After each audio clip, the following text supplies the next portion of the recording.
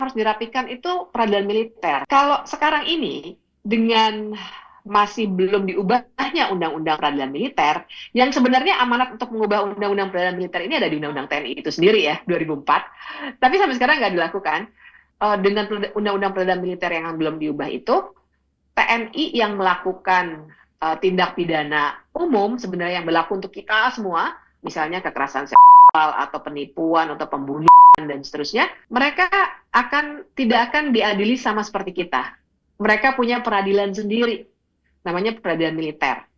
Penyidiknya sendiri dari tentara, jaksanya sendiri auditor militer, juga tentara. Hakimnya sendiri di Mahkamah Agung juga ada kamar peradilan militer gitu. Jadi itu artinya kalau, dan ini saya referensinya, kalau misalnya ada katakanlah tindak pidana korupsi yang dilakukan ketika tentara aktif itu menduduki jabatan sipil, dia nggak akan bisa disidiknya oleh polisi dan dituntut oleh jaksa, juga nggak bisa disentuh oleh KPK.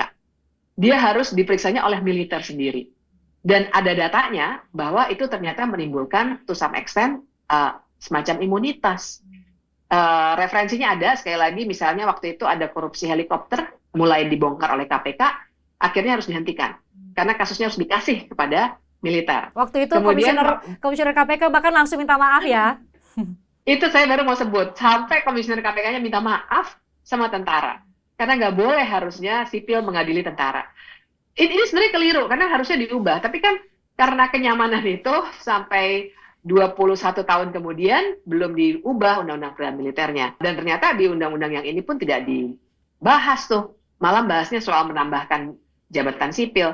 Nah, akibatnya adalah itu tadi. Kalau ada penyelewengan-penyelewengan yang mungkin saja dilakukan, maka bisa jadi ada semacam imunitas lah begitu. Dan ini bahaya juga buat kita.